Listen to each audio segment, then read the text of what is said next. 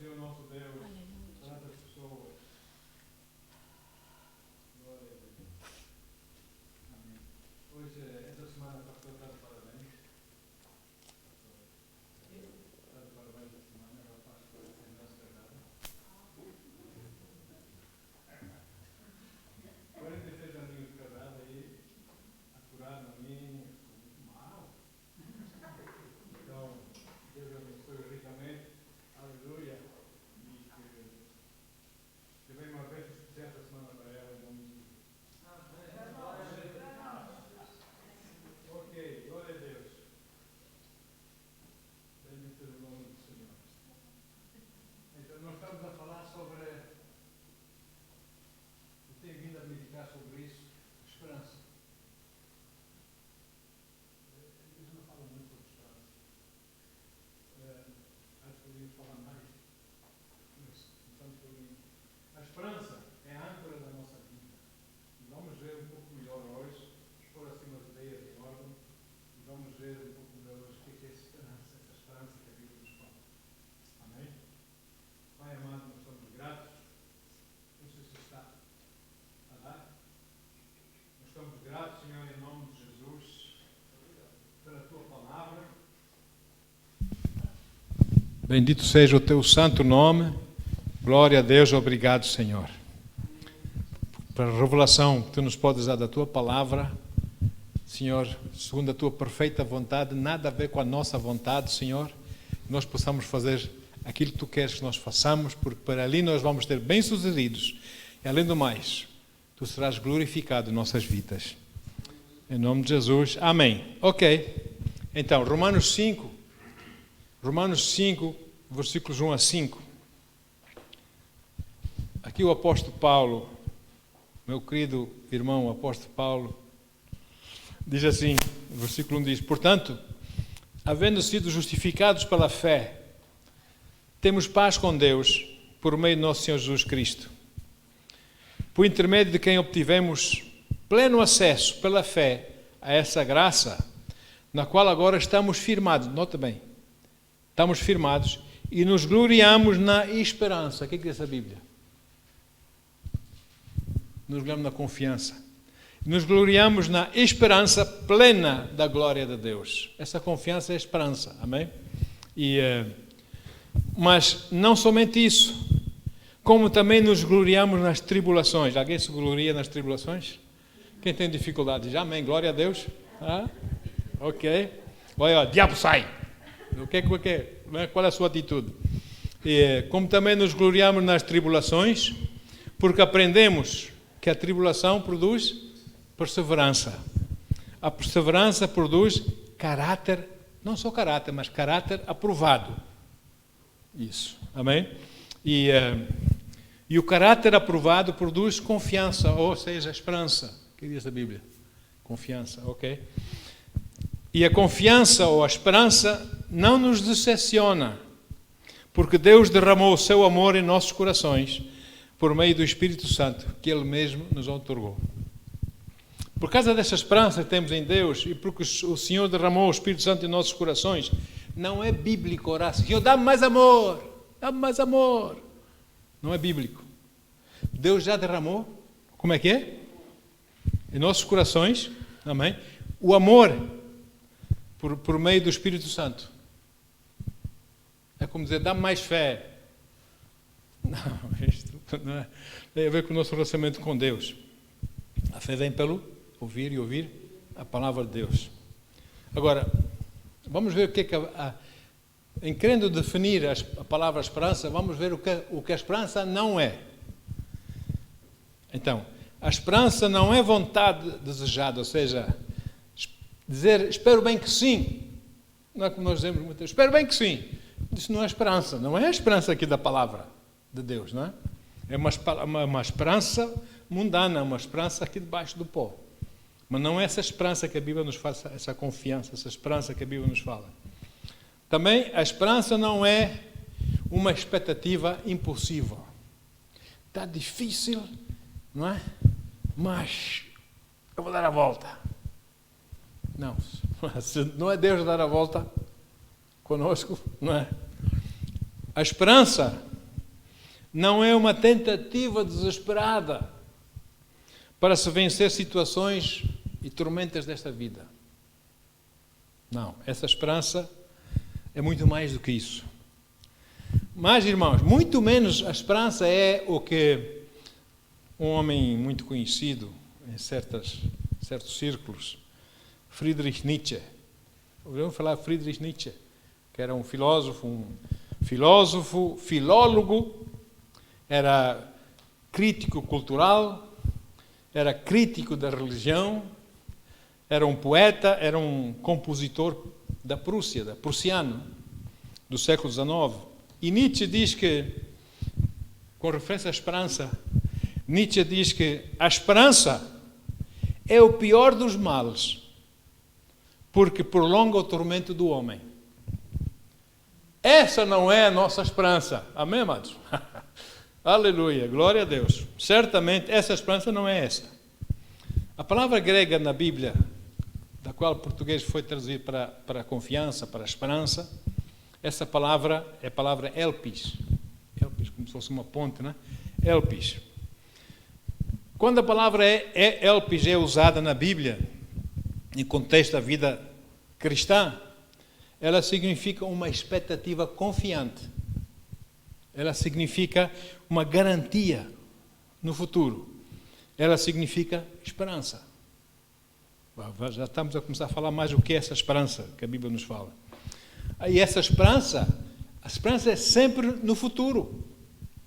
A Bíblia diz que a fé ou seja, é presente, não é? Mas a esperança não é presente, a esperança é futura, é do futuro. O que Deus tem para nós no futuro, não é? E esse futuro pode ser daqui a uns minutos, pode ser daqui a uns dias, pode ser daqui a alguns anos, pode ser na eternidade. Esperança. Não é? E então, nós lemos Romanos 5:2, diz que a esperança cristã leva-nos a gloriarmos nas tribulações, não é? Leva-nos a gloriarmos também no meio dos problemas desta vida. Por quê? Porque eu sei, essa esperança não é um será, não será, é uma certeza. Deus disse, Deus prometeu, é assim que é. Amém? Então, apesar dessas tentações, apesar dessas tribulações, apesar dessas coisas todas que estão a acontecer, a coisa está difícil, glória a Deus, a minha esperança é que vem muito melhor para mim, não é? Aleluia. Fé é hoje, esperança é amanhã, é futuro. Ok? Então, essa expectativa de que os nossos problemas, de que, enfim, as dificuldades das nossas vidas, nossas provações, tudo isso, a expectativa dessas coisas são apenas temporário. Amém? Quando você tiver um problema, se você tiver um problema na sua vida, não fique aí triste, abatido, tenho um problema. Diga só no seu coração, temporário. Assim como viesse, assim tu vais. Temporário. Não se deixa abater. Amém? É temporário. E por isso, Deus gera em nós essa grande esperança. Que amanhã vai ser melhor. Amém? Como é que eu sei? Porque a Bíblia assim o diz.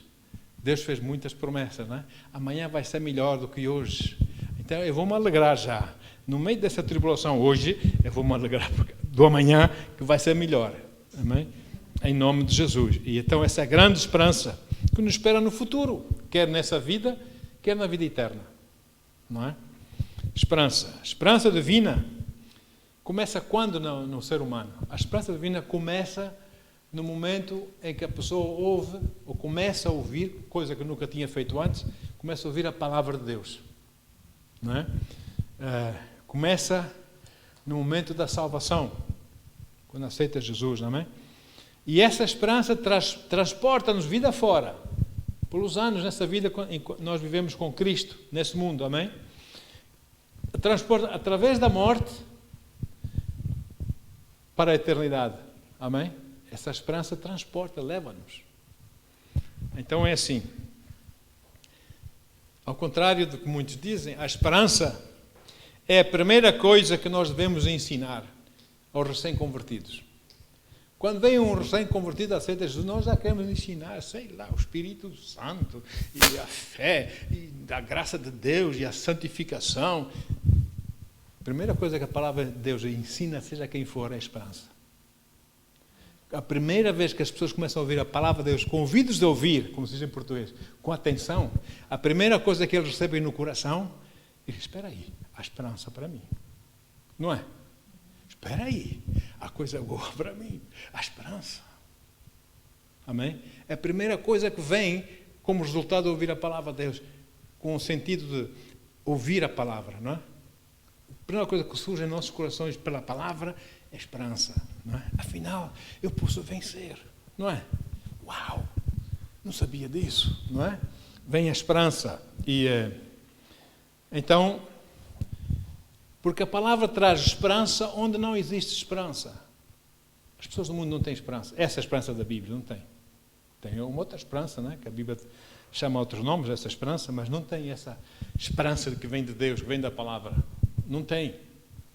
Então nós começamos a ver, uau, pô, olha só o que Jesus fez por mim na cruz. Para eu um dia poder estar, uau, para eu nessa vida já poder ser vencedor, apesar dos problemas. Uau!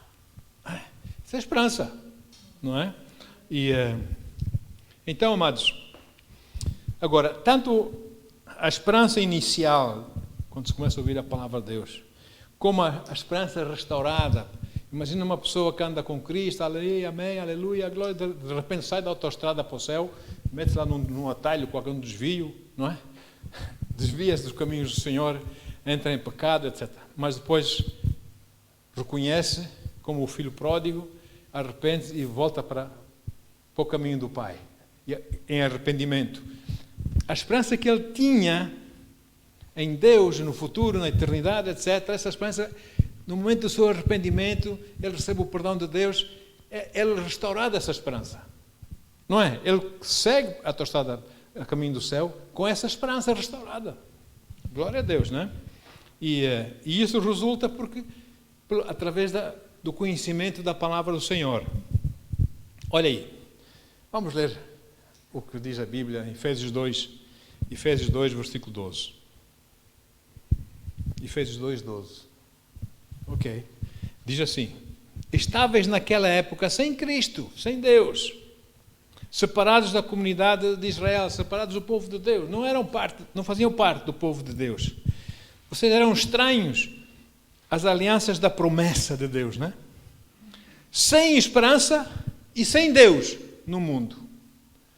Então, amados, uma pessoa que não tem Jesus, uma pessoa que não quer saber de Jesus, uma pessoa que vive só nas coisas desse mundo, não tem essa esperança, porque também não tem Deus. Porque se tivesse Deus, teria essa esperança. Amém? Ok?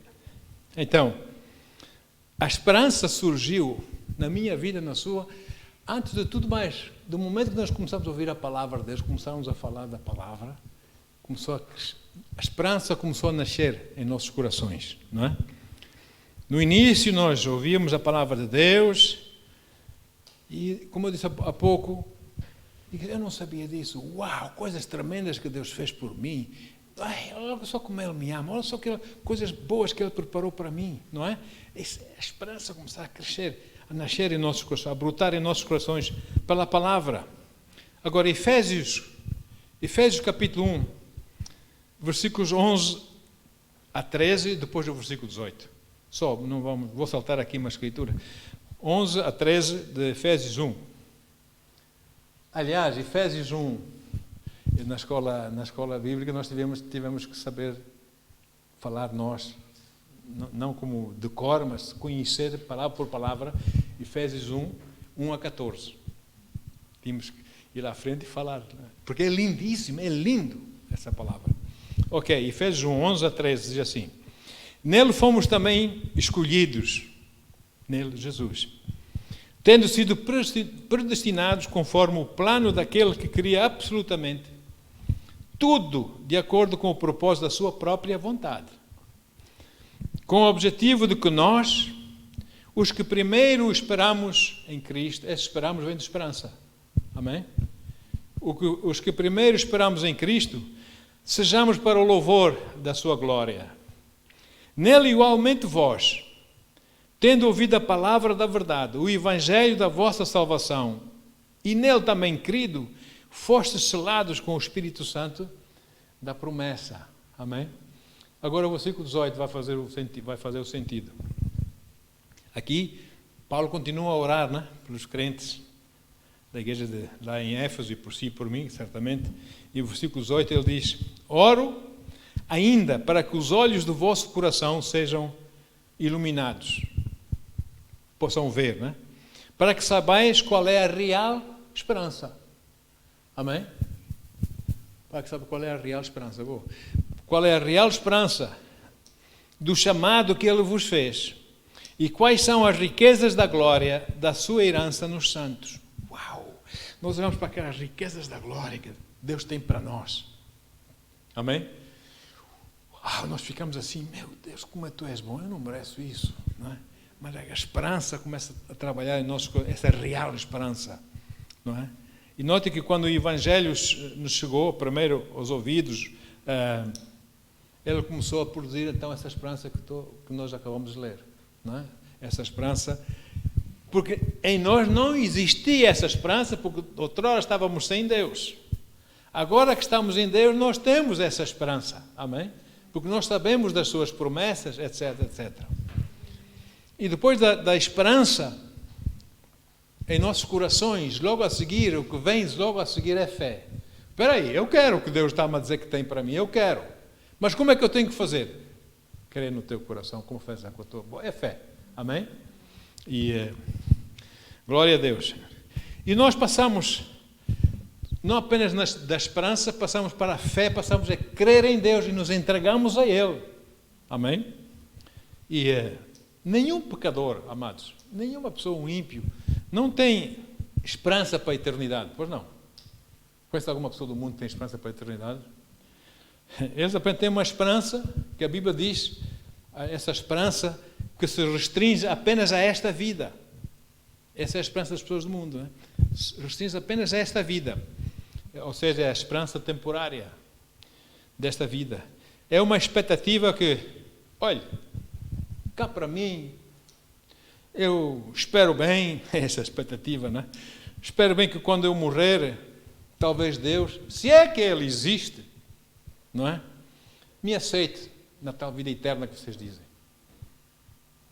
Isso não é a esperança que Deus nos deu, não é? Agora, os pecadores que não têm essa esperança eterna têm medo do que pode acontecer aí, de eventos desagradáveis, de coisas. Têm muito medo. Têm medo de tsunamis, têm medo de vulcões, têm medo de não sei o quê, têm medo, não é? Das coisas dessa vida, têm medo da morte. Nem pensam nessas coisas, da morte, morrer, nem quer, não fazem isso. Não. E fogem, escondem-se atrás das luzes, escondem-se atrás de sons, de músicas altas, de filmes, escondem para não pensarem nessas coisas, porque mexe com eles. Deus quer mexer com eles. Deus quer despertá-los à realidade, não é? Mas eles fogem. Então, por quê? Porque neles há uma incerteza muito grande, não há esperança nos seus corações. E por isso também a Bíblia diz, em Provérbios 11, 7, Provérbios 11, versículo 7, a palavra do Senhor diz assim: assim que o ímpio morre, toda a sua esperança, essa esperança temporária, parece com ele. Todos os seus planos acabam em nada. Acabou, morreu, acabou, como eles dizem, não é? É cá para mim, quando eu morrer, acabou. Acabou. Quando tu morres é quando vai começar tudo. Não é? É isso que a Bíblia me diz. Então, porém, quando o pecador começa a dar atenção à palavra de Deus, em vez de ignorá-la e virar as costas e não sei o que, não sei mais, e ela, com atenção, fica um pouco humilde no seu coração e começa a dar atenção à palavra de Deus, começa a ouvir a palavra, como eu disse, com ouvidos a ouvir, etc. O Evangelho, então, nesse momento, vai começar a criar nele essa esperança que ele não tem. Amém? Vai começar a mexer com ele, na sua vida. Vai fazê-lo pensar. Vai fazer, poxa, mas aquilo é bom demais, eu quero. Não é? Eu quero. E de repente, a partir do momento que ele quer e que ele acredita que Jesus morreu por ele na cruz, etc., que Deus amou o mundo, que deu o seu Filho, essas coisas todas que os irmãos conhecem, e ele aceita o Senhor Jesus como seu Senhor e Salvador, ele começa então a compreender cada vez melhor, não é? Que existe uma garantia futura para ele. Eu tenho essa garantia, você tem essa garantia futura com Cristo, não é? Temos essa garantia. A esperança, amados, mostra às pessoas, essa esperança da Bíblia, mostra às pessoas que em Jesus elas podem alcançar o bem que Deus tem para elas, não é? E depois podem agir na fé que vem para ouvir a palavra de Deus que eles ouviram, agem nessa fé, e essa fé, eles começam a dirigir essa fé para o bem que Deus tem, que Deus promete àqueles que creem na palavra, amém? Chamando aquilo que não é como se já fosse. Chamando as promessas de Deus, o amém de Deus em suas vidas. Amém? Ok. Então, a Bíblia também diz que a esperança é a âncora da nossa alma. É na alma onde está a nossa mente, a nossa escolha, a nossa vontade, nossas emoções. É na área da alma, não é? Então, por outras palavras, a esperança oferece-nos estabilidade mental. Olha aí. A Bíblia diz que a esperança é um capacete que Deus coloca. Sabe, Jesus pagou o preço com a coroa de espinhos na cabeça para que você e eu pudéssemos ter esse capacete. Ele sofreu para que nós pudéssemos ter esse capacete. E agora, por outras palavras, a esperança oferece estabilidade mental e no meio das intempéries, das tribulações, das dificuldades dessa vida, amém? Ela protege a nossa mente para, como se diz, nós não entrarmos em parafuso. Ficarmos aqui loucos, né? E cometermos coisas. Não, nós ficamos tranquilos, sabendo que a promessa de Deus tem o sim e o amém nele. Não é? Que ele não falha, ele fez promessa, então vamos confiar. 1 Tessalonicenses, capítulo 5, versículo 8, diz assim. Aleluia. Amém. Diz, nós, no entanto, que somos do dia, somos da luz de Deus, somos de Deus, não é? Somos da luz. Sejamos sóbrios, revestindo-nos da armadura da fé, oh glória a Deus, e do amor, tendo por capacete o quê? A esperança. Tendo por capacete a esperança da salvação. Essa esperança é um capacete que guarda a nossa mente, amém? Que nos protege, aleluia, que ajuda-nos a pensar corretamente no meio das maiores expressões dessa vida, não é? Então, a esperança é um capacete da salvação. Hebreus 6, versículo 19, Hebreus 6, 19, a palavra diz, isso mesmo, essa esperança é para nós como âncora da alma. O barco quando tem âncora não sai dali, pois não. Quando nós temos essa esperança, nós não saímos da palavra de Deus, não é? É a âncora da alma, firme e segura, a qual tem pleno acesso ao santuário interior por detrás do véu. Uau! Eu nessa esperança posso entrar na presença de Deus. Obrigado, Senhor, por tudo quanto tens feito por mim, Senhor. Obrigado por ter aceito, por ter acreditado, por ter crido em Ti, Senhor. Eu creio, bendito seja o Teu santo nome, eu sei que Tu dizes que tens para mim no futuro, assim é. Amém? Em nome de Jesus. Então, é a nossa mente que olha para os problemas e as circunstâncias. E dependendo da maneira como ela olha para os problemas, ou da maneira que nós permitimos que ela olhe para os problemas e circunstâncias da vida, ela raciocina da forma como nós permitimos que ela raciocine, pode abrir as portas ao medo. Não estão comigo? Pode abrir as portas ao medo.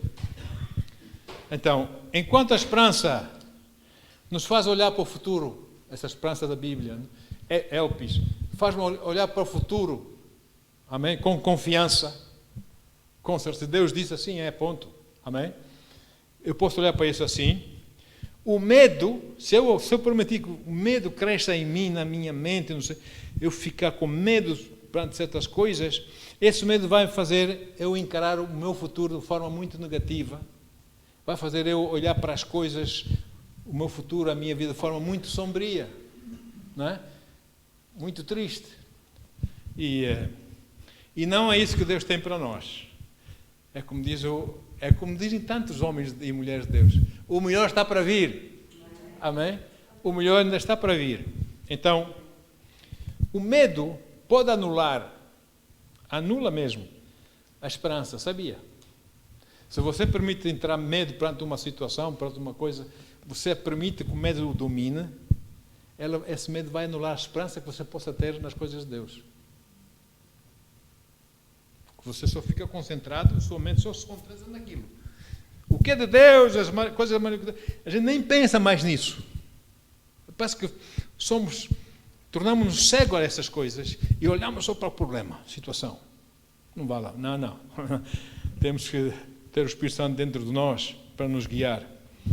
Então, nós acabamos de ler em 1 Tessalonicenses 5:8 que a esperança é o nosso capacete, um capacete que Deus nos deu, não é?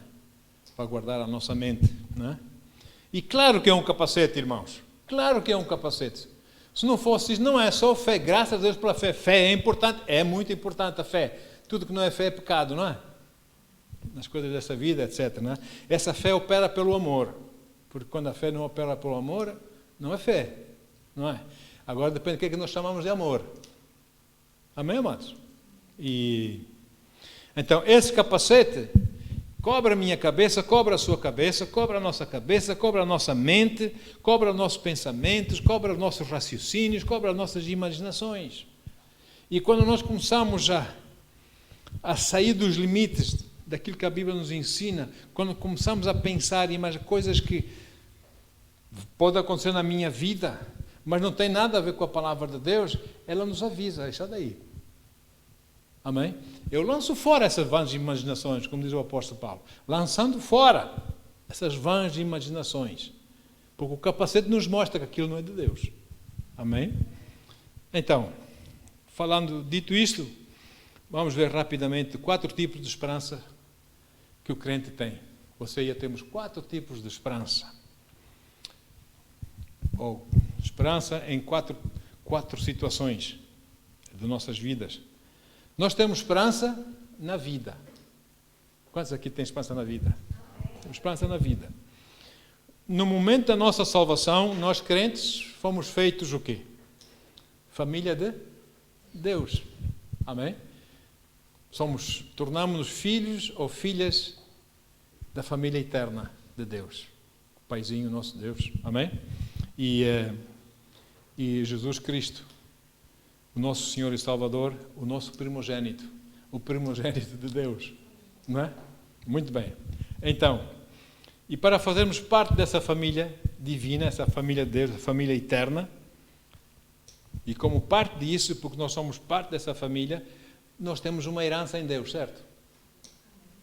Deus nos fez co-herdeiros, não é? Com Cristo. Nós temos uma herança em Deus, tanto na terra, nesta vida na terra, como na eternidade. Certo? Amém?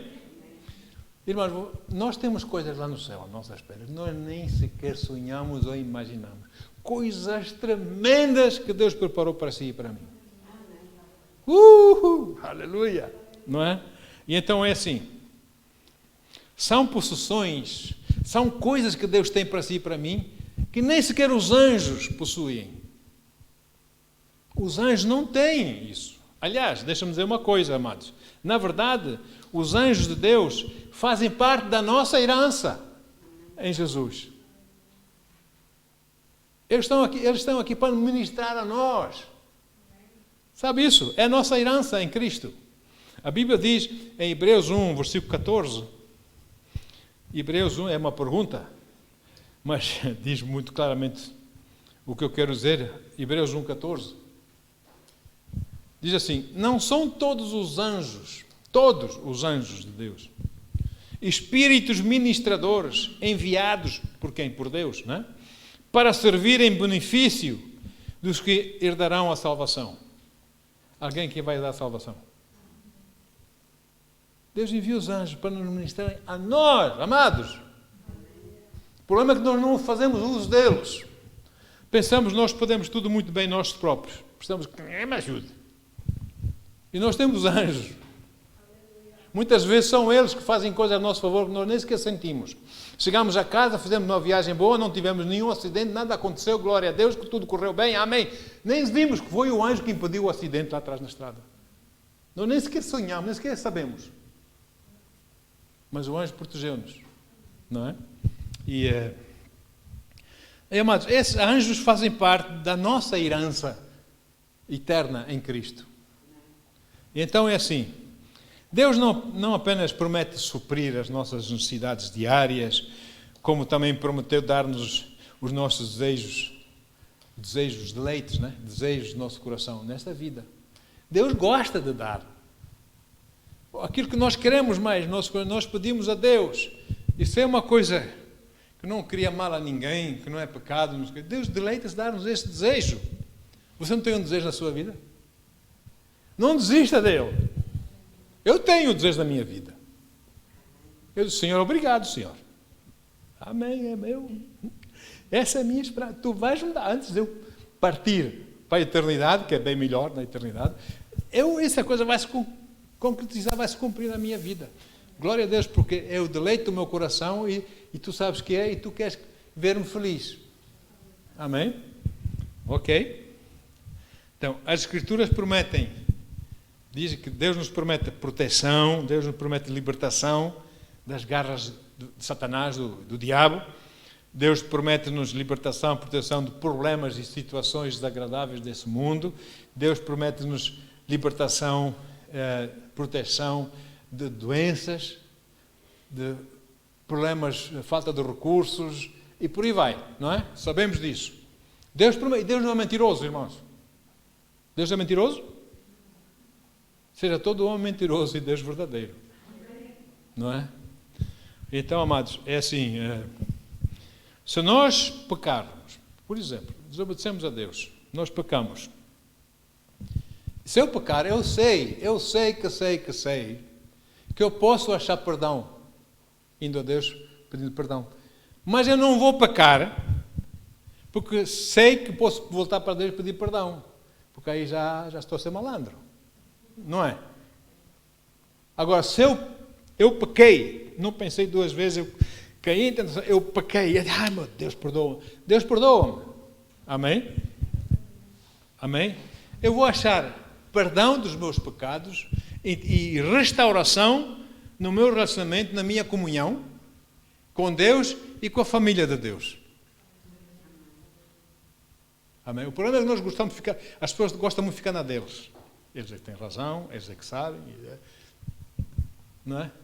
E depois, às vezes, quando morrem, outras coisas acontecem, não é? Mas, enfim. Agora, esta segurança que nós temos em Deus, graças a Deus, chamo segurança, essa garantia, não apenas foi prometida a nós, mas também a nossos filhos, até eles chegarem à idade da razão. E quando eles chegam à idade da razão, eles também devem, por sua vez, aceitar Jesus como seu Senhor e Salvador. Amém? Devem, por sua vez, receber a esperança que vem da palavra, a fé que vem da palavra, e confessar Jesus como Senhor e Salvador de suas vidas, etc. E depois os filhos dos nossos filhos, e por aí vai. Amém? Deus quer o bem daqueles que Ele ama, daqueles que são dele. Aliás, Deus quer o bem até dos pecadores, não é? E quanto mais de nós, seus filhos, seu povo. No seu amor imenso que Deus tem por nós, Deus não deixou nenhuma área, nenhuma vertente da nossa vida, seja ela terrena ou eterna, por tratar a nosso favor. Ele deixou tudo preparado para o nosso bem. Amém? Agora, nós é que temos que seguir a vontade dele. Não é? E ele já fez tudo, ele não deixou pedra por ser removida a nosso favor. Ele fez tudo, preparou. Agora vamos andar com Ele. Amém, queridos? Aleluia. Então, essa é a esperança para a vida. Esperança para a morte. Todos nós crentes temos esperança na morte.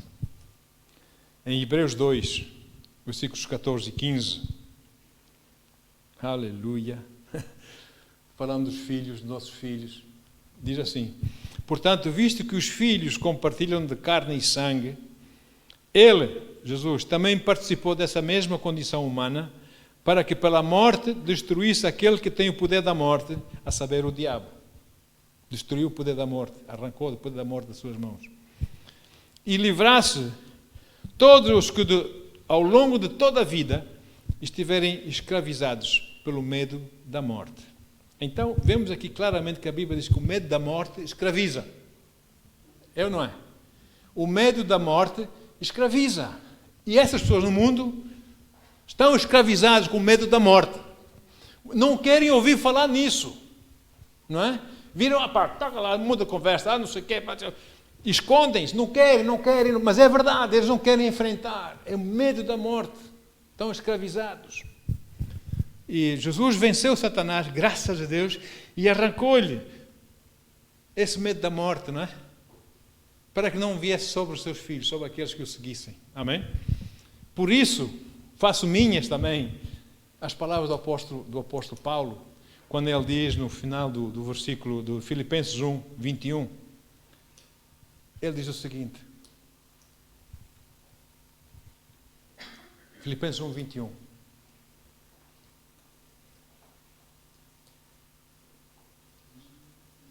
21, ok. Porque para mim o viver é Cristo. O morrer é lucro. Morrer é melhor para nós do que ficar nessa vida. Eu não sei o que ficar. Não, eu não quero. Eu quero ficar o tempo que Deus quer que eu fique aqui para fazer aquilo que Deus quer que eu faça, mas nem um segundo mais. Eu quero ir para casa. É lucro. Amém? O morrer é lucro. Então, para o crente, a morte física é algo de glorioso. Embora muitos crentes não pensem assim, mas a morte física, a morte do corpo, é algo de glorioso, porque sabemos que no momento em que nós morremos, nós somos instantaneamente levados para o céu, não é? Escoltados para o céu, não é? E 2 de Coríntios, mais uma vez faço minhas palavras do apóstolo Paulo, 2 de Coríntios 5, versículo 8, diz assim, sendo assim, 2 de Coríntios 5, sendo assim, caminhamos em confiança e preferimos estar ausentes desse corpo. Quem está ausente do corpo, o corpo está morto, não é? Estar ausentes desse corpo para estarmos completamente presentes com o Senhor. Quando se morre, o verdadeiro você, que é o seu corpo, a sua alma, ou o seu espírito, a sua alma, saem do corpo, ou não é? Não é? E o corpo fica vazio, é uma carcaça que está ali, não é? E o nosso espírito é levado, escoltado por anjos, etc., para o céu, não é? Ok? Então, preferimos estar ausentes desse corpo para estarmos completamente presentes com o Senhor. No entanto, Paulo diz, mas eu, entretanto, enquanto estou aqui, eu quero dar o meu melhor por vós, levar a palavra de Deus. Amém? Não para que eu tenha fama de ser aquele pregador, mas para que vocês sejam salvos. E possam conhecer Jesus Cristo como seu Senhor e Salvador. Amém? Agora, a morte não é o que falsas doutrinas e doutrinas de engano ensinam, que trazem dúvida, que trazem medo, que trazem incerteza, enfim, falta de esperança sobre a morte. As pessoas fazem aquilo um bicho de 7 cabeças sobre a morte, não é? E, amados, deixa-me dizer uma coisa, nem a morte, nem o céu existem, ou é um descansar, um dormitar. Um dormitar, o sono da alma, como dizem. Está a dormir. Está a dormir? Quando a Bíblia diz que está a dormir, ela refere-se ao corpo. que está lá no jazigo, ou onde quer que seja, não é? Está lá, não tem o espírito, não tem a alma, ele está lá a dormir, o corpo, não a alma, não o espírito. Está lá à espera que venha Jesus Cristo naquele dia, para que esse corpo ressuscite, corpo glorificado, e se junta ao espírito e à alma. Não é? Então, é assim, amados. Quando a Bíblia se refere, e a Bíblia fala disso, e nós já vamos ver um exemplo, que as pessoas que já faleceram antes, que dormem, não é? Que dormem, ela refere-se ao corpo dessas pessoas, não ao espírito e à alma dessas, porque a alma e o espírito dessas pessoas são crentes, estão bem vivas lá no céu, com o Senhor, não é? Agora, depois do corpo dormir, e ele fica lá a dormir, à espera que venha o dia do Senhor, buscar a sua igreja, não é? E aqueles que morreram em Cristo, a Bíblia diz, sairão da sua sepultura, ressuscitarão, os seus corpos ressuscitarão primeiro, a encontrar-se com o Senhor nos ares. Depois nós que estivermos vivos, seguimos, não é? No abrir e fechar de olhos, os corpos são transformados e nós também somos transformados. E juntamos com o Senhor. Todos vamos ter corpos gloriosos, tal como o corpo do Senhor Jesus. Oh, glória! Amém? Aleluia! Então, 1 Coríntios 15, versículos 4 a 8, diz assim, referindo-se a Jesus, é o exemplo que eu quero deixar aqui com os irmãos. Diz assim, ok?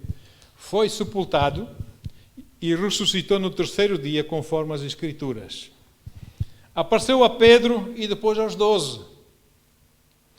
Depois disso apareceu a mais de 500 irmãos, de uma só vez, a maioria dos quais ainda vive, na altura que Paulo escreveu isso.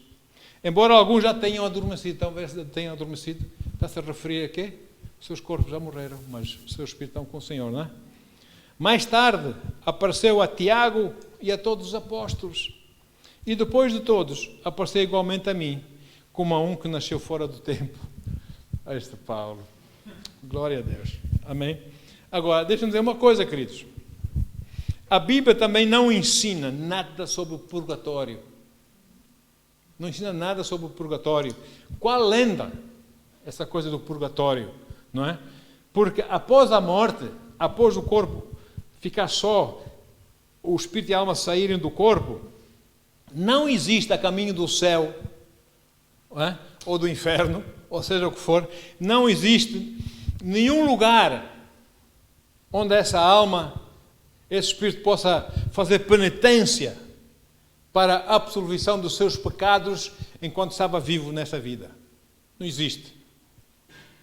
Porque a Bíblia é bem clara. Amém? 2 Coríntios 5, 10. 2 Coríntios 5, 10. Para nós crentes, diz assim, ok? Porquanto todos nós deveremos comparecer diante do tribunal de Cristo. Aonde? No céu, não é? O tribunal de Cristo. A fim de que cada um receba o que merece, em retribuição pelas obras praticadas por meio de quê? Ou seja, nessa vida, não é? Porque depois está morto já não faz nada, não é? As obras nesta vida, por meio do corpo, quer seja o bem, quer seja o mal. Esse tribunal de Cristo é para crentes. Nós vamos estar lá no céu, vamos comparecer perante Jesus e vamos ser julgados. Amém? E vamos receber não castigo, não para castigo, não para sentença de castigo, nada disso, mas para galardão. Conforme a nossa entrega, conforme a nossa fidelidade, conforme o nosso esforço para levarmos a palavra, para servirmos a Deus, para glorificarmos a Deus, nós vamos receber galardão no céu. E se calhar aqui e ali Jesus vai dizer assim, olha, tu fizeste tudo muito bem, mas nesta e naquela outra área não agiste lá muito bem, por isso vou tirar aqui umas pedras preciosas da tua coroa por causa disso. Mas vamos receber galardão, amém, queridos? Galardão. Depois os pecadores, vai ser no grande trono branco, no final de tudo, aí os pecadores vão fazer conta com Deus. Se seus nomes não estiverem no livro da vida, meu Deus. Agora, ao contrário que há doutrinas que ensinam aí, a Igreja Católica, outras que ensinam, Ninguém consegue, ninguém, nem há um que compra o perdão dos pecados com dinheiro. Não há um. O perdão dos pecados não está à venda. Por isso Jesus morreu por nós. Então por que Ele morreu? Se eu posso comprar o perdão com dinheiro. Por que Ele morreu? Porque é impossível comprar esse perdão. Por isso Ele teve que morrer, sim ou sim? Agora é assim. Por isso, Martim Lutero e outros se revoltaram, eles protestaram, porque estavam a construir lá a Basílica de São Pedro, lá no Vaticano, não é? Que é hoje o Vaticano. Eles precisavam de muito dinheiro para construir aquilo.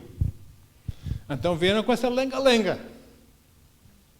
Olha, os ricos, se vocês derem muito dinheiro, os vossos pecados serão absolvidos. Passa a pagar dinheiro. E Martim Lutero, um deles, e mais, mas principalmente Martim Lutero, protestou contra isso. Isso é treta. Foi o que ele disse, não foi? E buscaram matá-lo, não é? Mas o homem está a falar a verdade ou não? Muito bem. Agora, não se compra perdão de pecado de lado nenhum. Eu vou fazer uma promessa. Vou Fátima. Quê? Meu Deus. Agora, nós apenas alcançamos a salvação através da graça e do amor do Senhor nosso Deus. Não é? E o perdão pelos nossos pecados, quando nós, através do verdadeiro arrependimento e fé naquilo que Jesus fez por nós e no seu sangue e no seu amor. Amém? Agora, amados, no preciso momento da morte do crente, eu, você, qualquer um crente, assim que ele sair do corpo, assim que o corpo dormir, não é? Sai a alma e o espírito, vai direitinho para o céu, escoltado para o céu. Oh, glória! Amém? De imediato! Não fica aqui a fazer nada. Amém? E sabemos disso com imensos testemunhos de crentes que na cama da morte ou na hora da morte, eles já estavam um pouco para lá e ainda estavam um bocadinho desse lado ainda. E eles viram anjos a virem. Outros viram Jesus a vir ter com eles. Outros viram anjos e familiares e amigos na fé que morreram antes deles a virem ter com eles para os escoltar para o céu. Bendito seja o nome do Senhor. E, irmãos, eu tive uns anos, fui topógrafo lá nas minas da África. Sabe o que é topógrafo?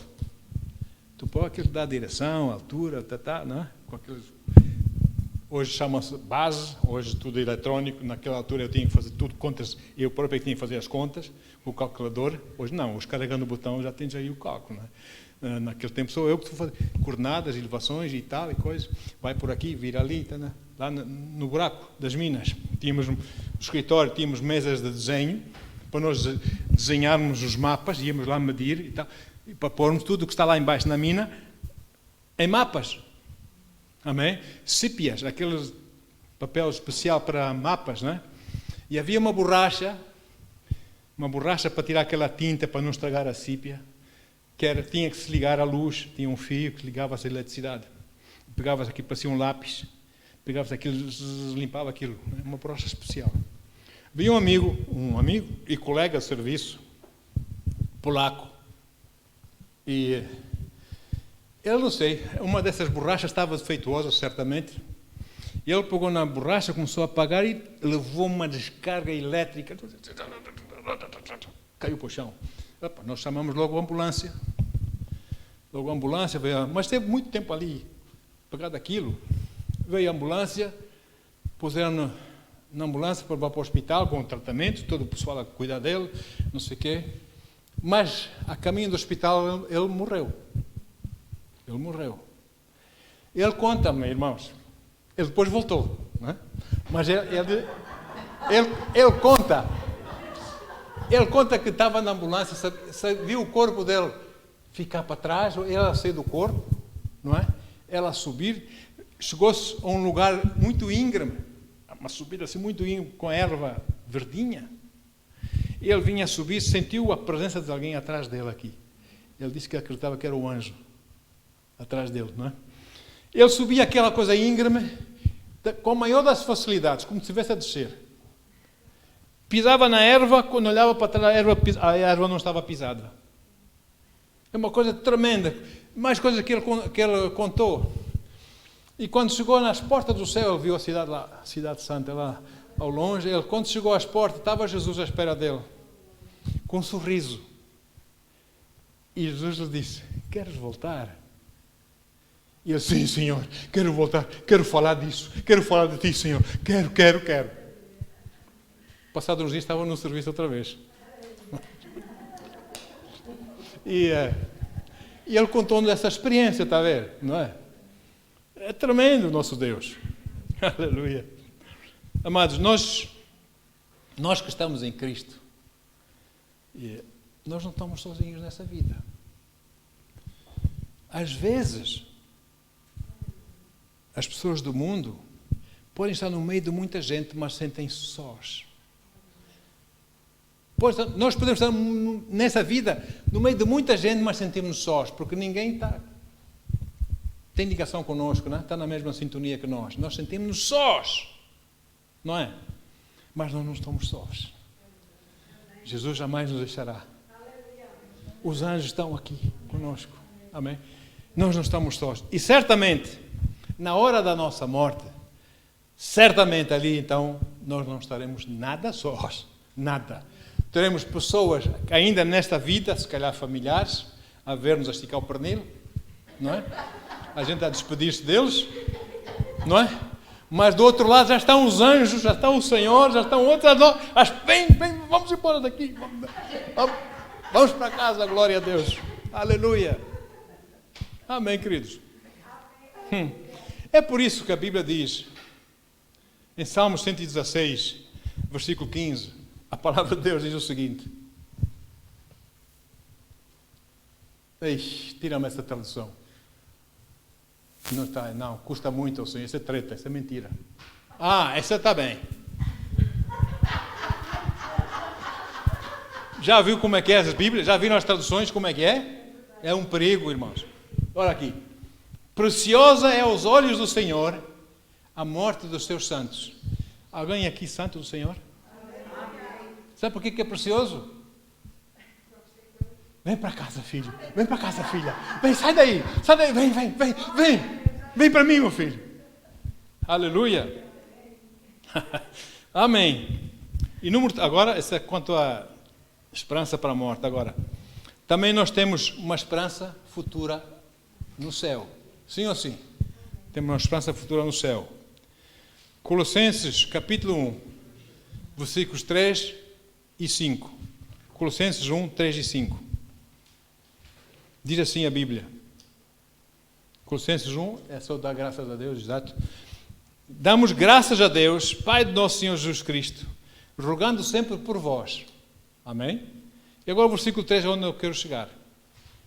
Por causa da esperança que vos está reservada no céu. Irmãos, lá no céu há uma esperança que está reservada para vocês.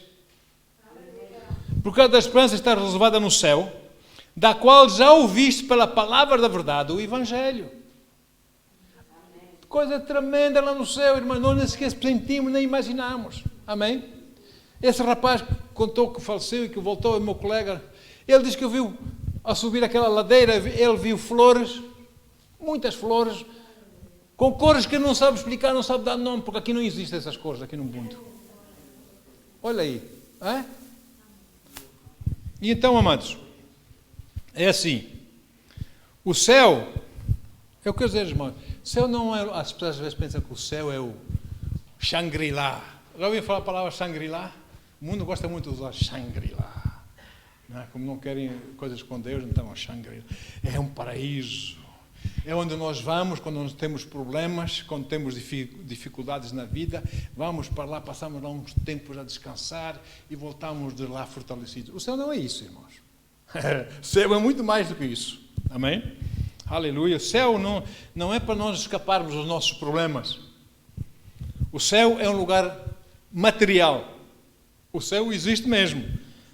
As suas ruas, as suas pedras preciosas, ouros e coisas, existem mesmo. Os seus portões, os seus tronos, as suas mansões, existem mesmo. Amém? São reais, são verdadeiros. Como é que eu sei? Está na Bíblia, eu creio na Bíblia. Amém? E agora, não se chega ao céu por obras próprias. Não se chega ao céu por comprarmos perdão dos pecados. Amém? Nós chegamos ao céu pela graça de Deus, que nos deu a oportunidade de nós ouvirmos a palavra, o Evangelho e aceitarmos a Cristo. Ficamos esperançados e na fé aceitamos Jesus Cristo como nosso Senhor e Salvador. Amém? É isso que nós chegamos no céu. O céu é uma dádiva para si e para mim, para estarmos junto com o nosso Paizinho eternamente. O céu é uma garantia. Sabe o que? O céu é uma garantia que Deus tem para aqueles que são dele, e que o amam, e que o servem, e que são fiéis. Não é? Isso aqui faz curto-circuito das pessoas do mundo, porque... Não é? Fazer o quê? Agora é assim. Ao contrário dos contos de fadas, nós ouvimos tanta coisa ainda. Meu Deus, assusta, não é? Os continhos de fada, vimos na televisão, estes programinhas para as criancinhas de televisão, vimos cada coisa que até assusta. Não deixem os vossos filhos, os vossos netos, verem essa porcaria, por favor, não deixem. Não deixem. É tudo, é veneno, sabe? Para as suas alminhas. Então, e nós vemos que o céu, nessas historiazinhas deles, é assim, é um lugar onde as pessoas, quando morrem, tornam-se em anjinhos. De repente ficam com umas asinhas. Não é? Fica com uma coisa, morre lá, volta em cima da cabeça e começa a tocar a harpazinha, são os bebezinhos, cor-de-rosinhas e os sonchudos, em cima das nuvens. O céu não é isso, irmãos. Aliás, também nós não vamos ter asas como anjos, porque os anjos são a nossa herança. Nós somos filhos de Deus. Os anjos estão aqui para nos ministrar a nós. Amém? Como nós lemos. Aleluia. Então, anjos são servos de Deus. Santos, obedientes, poderosos, conhecedores de muita coisa, não é? Embora há uma coisa que faz confusão, eles não entendem essa coisa da salvação. Eles não entendem, mas simplesmente obedecem a Deus. Amém? Mas nós estamos em Cristo, nós fazemos parte da família de Deus. Nós não somos apenas servos de Deus, somos família de Deus. Filhos e filhas do Deus Altíssimo, nosso Paizinho querido, nosso Papi amado. Amém? Que nos ama. Abba. Bendito seja o nome do Senhor, não é? E os anjos são parte da nossa herança. Oh, glória! Tinha um colega meu, pastor na África do Sul, que dizia, quando eu chegar ao céu, quando for naquele banquete das bodas do Cordeiro, eu vou chamar lá o anjo e dizer, olha, eu quero lagosta, quero não sei o quê, quero não sei o quê, tudo que eu não tive aqui nessa vida eu vou ter lá. Não é? Aleluia! E outro também diz, o casal velhinhos, a mulher estava assim em cima do marido, não comas isso, faz-te mal, não comas aquilo que faz-te mal, não comas isso, faz-te mal, não comas aquilo que faz-te mal, não comas, não sei o quê. Olha, chegou o dia, foram os dois. E foram para o céu. Isso é histórias, não está na Bíblia. Hein? E lá no céu, o anjo acompanhou, levou-os lá à festa. Não é? E ele só via as coisas que ele gostava, que a mulher dizia que para não comer, que se fazia mal. Pá, o anjo disse, ele perguntou ao anjo, posso comer isso? Faz mal, pois não? Não, não faz mal nenhum. Não faz mal nenhum. Ele começou a gostar. Comia, comeu. Gostou tanto, que disse assim, mulher, ouve lá, tu não gostas de mim, mulher? Por que dizes isso, marido? Deixávamos comer aquilo lá na terra, morria mais depressa vinha cá comer essas coisas boas. Céu é coisa tremenda. Amém, queridos?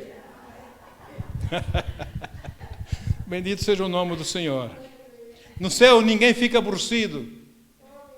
Não há momento, nada, não é? Nós vamos ter corpos ressurretos, gloriosos, igual ao de Jesus, para podermos estar na presença de Deus, porque esse corpo na presença do Senhor derrete. Eu tive 20 minutos na presença de Jesus a falar comigo. Esse corpo parece que manteiga numa frigideira a derreter, irmãos. Eu fechava os olhos, meu Deus, eu morro aqui, Senhor, eu morro, Pai. Não morro nada, que eu sei que estou a fazer. Fala. 20 minutos. Esse corpo não aguenta, irmãos. Depois vamos ter corpos ressurretos gloriosos, para estar eternamente na presença do nosso Paizinho. Aleluia. Amém? Então, amados, é assim. Céu é um lugar onde a novidade é eterna. Sempre coisas novas. Opa, você vai ver assim uma cascata de água, assim umas águas, num jardim lindíssimo. Você vai lá, põe a mão, bebe. Epa, isso sabe sumo de laranja. Vai a outra ali. Irmão Fernando, isso sabe vinho. Oh, glória, amém? Oh, glória, não é? Todos nós teremos corpos ressurretos, gloriosos, na presença do Senhor nosso Deus. Vamos estar a adorar, a louvar o Senhor, bendito seja o seu santo nome. Não vamos andar assim todo dia, nada disso. Vamos andar alegres e felizes com o Senhor, amém? O céu é um lugar onde não existe doença, não existe tentação, não existe pecado. Uau! Não existe pobreza. Agora, sem a esperança, já estou na reta final, sem a esperança do céu, a vida aqui embaixo, por mais bela que ela nos seja, por mais que ela nos sorria financeiramente, não sei o que, por mais tremenda que ela seja aqui na terra, se nós não tivermos a esperança do céu em nossas vidas, nós somos muito tristes. Aos olhos de Deus somos muito tristes. Sabe porquê? Veja o que a Bíblia diz. 1 Coríntios 15, 19. Vamos ver essa tradução aqui. 1 Coríntios 15, 19. Só que o vinho no céu não é bebida, irmãos. Amém? Olha aí.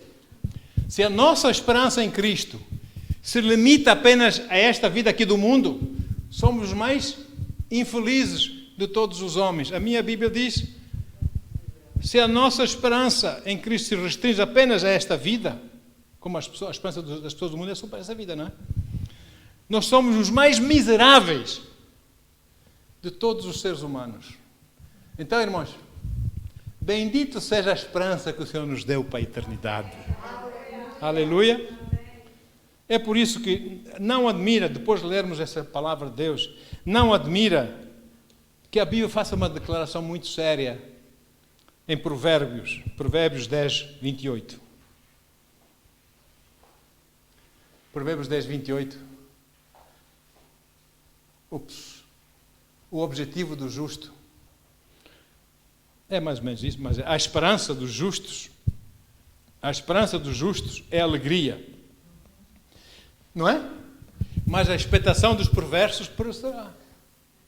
Porque eles têm expectativa, eles têm uma esperança temporária aqui, que acaba quando eles morrem. Não é? Mas nós somos felizes ou não? É alegria para sempre com o Senhor nosso Deus. E a alegria do Senhor é a nossa força. Bendito seja o nome do Senhor. E por isso,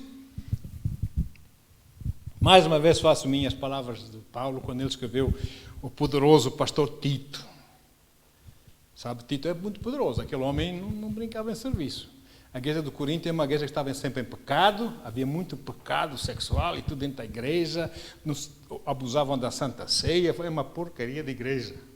Eles saíram dos ensinos de Paulo, Paulo pôs lá bem um pastor, pensava que ia endireitar aqui, mas ele era jovem, pastor jovem, não é? Pastor não muito conhecido da palavra, Timóteo. E Timóteo foi corrido daquela igreja.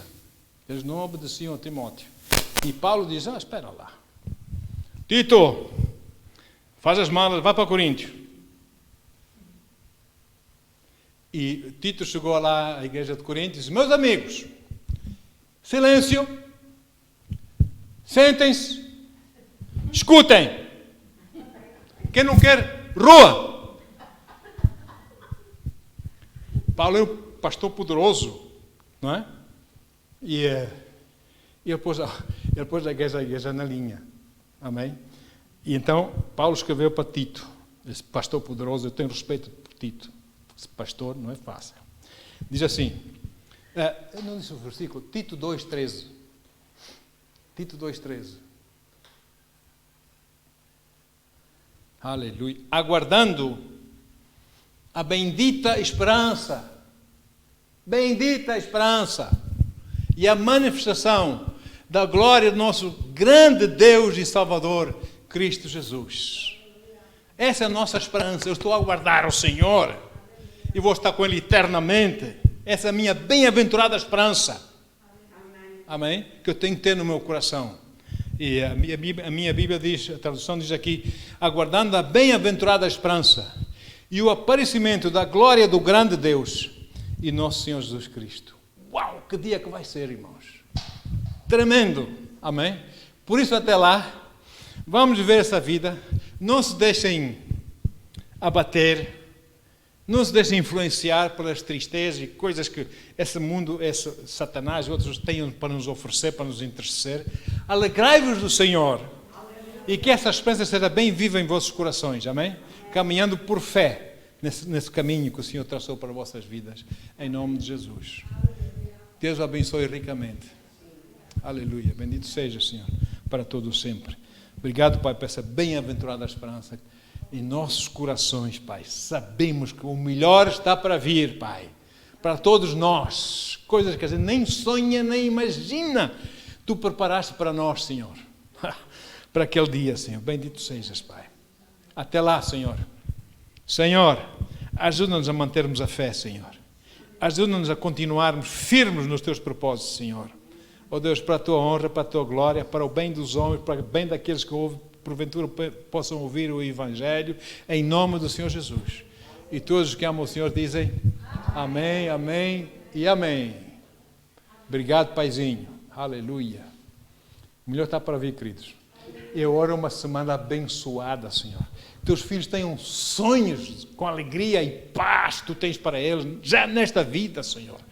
Deus, que eles se distraiam um pouco, que se desviem um pouco a sua atenção dos problemas, das dificuldades dessa vida e se concentrem essas coisas, esses pensamentos, essas imaginações, esse crer, nas coisas maravilhosas que Tu tens para eles, Senhor.